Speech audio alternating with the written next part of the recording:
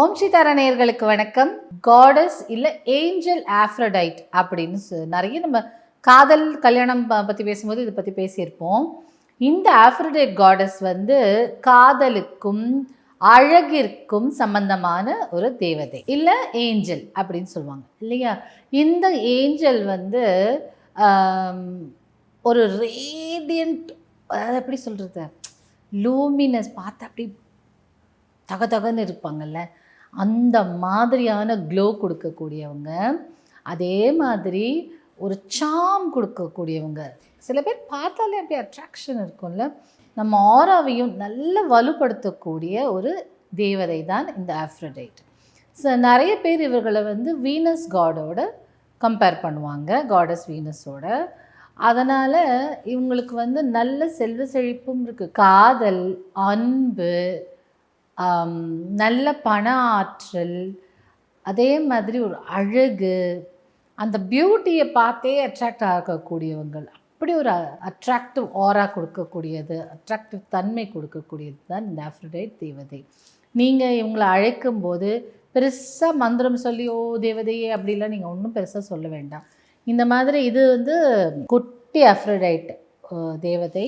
இந்த தேவதையை நம்ம கையில் வச்சுட்டு ஆஃப்ரோடைட்டுன்னு கூப்பிட்டுட்டு 3 முறை கூப்பிட்டு, இல்லை ஆஃப்ரோடைட் நான் உன்னை அழைக்கிறேன், ஆஃப்ரோடைட் நான் உன்னை அழைக்கிறேன், ஆஃப்ரோடைட் நான் உன்னை அழைக்கிறேன். இதர் உள்ளங்கையில் வச்சுக்கலாம், இல்லை இந்த ப்ரோ சக்கரா, ஆக்ஞா சக்கராவில் வச்சுட்டு. ஆக்ஞானா என்ன அர்த்தம்னா கட்டளை அப்படின்னு அர்த்தம். ஆக்ஞா அப்படின்னா ஒரு கமாண்ட் கொடுக்கறது அப்படின்னு அர்த்தம். அப்போது நீங்கள் கமாண்ட் கொடுக்கணுன்ற லிட்ரல் மீனிங் எடுத்துக்க வேணாம்.